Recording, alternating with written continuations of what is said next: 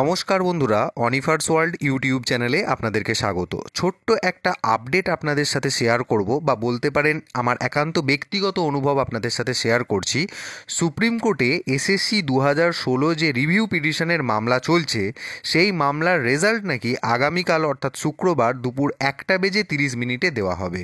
তো এই যে খবরটা গোটা সোশ্যাল মিডিয়া জুড়ে যে স্প্রেড হচ্ছে, এটা কিন্তু আপনাদেরকে বলে রাখি যে এটা সম্পূর্ণভাবে অনুমান ভিত্তিক, পুরোপুরি অনুমানের ওপর ভিত্তি করে কিন্তু এই খবরটা প্রচার করা হচ্ছে।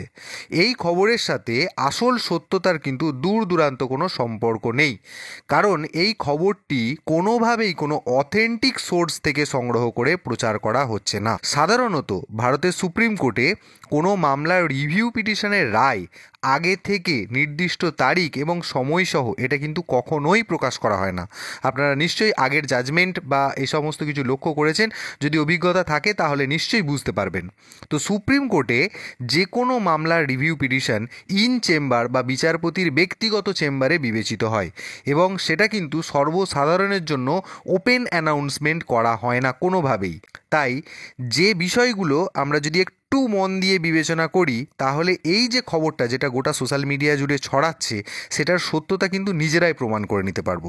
তো প্রথমত, সুপ্রিম কোর্টের এই যে রিভিউ পিটিশনের রায় সেটা কবে অ্যানাউন্স করা হবে তা যে আগে থেকে জানা যায় না, কারণ এটি একটি ইন চেম্বার হিয়ারিং হয় এবং বিচারপতিরা ফাইল পর্যালোচনা করে তবেই কিন্তু জাজমেন্ট প্রদান করেন। দ্বিতীয়ত, কোনো নির্দিষ্ট সময় এখানে বলে দেওয়া হয়েছে, দেখবেন 1:30। এই যে নির্দিষ্ট সময়সহ রায় ঘোষণা হবে, এমনটা বলা সাধারণত কিন্তু বোকামির কাজ, কারণ কখনোই তা আগে থেকে কোর্ট অ্যানাউন্সমেন্ট করে না।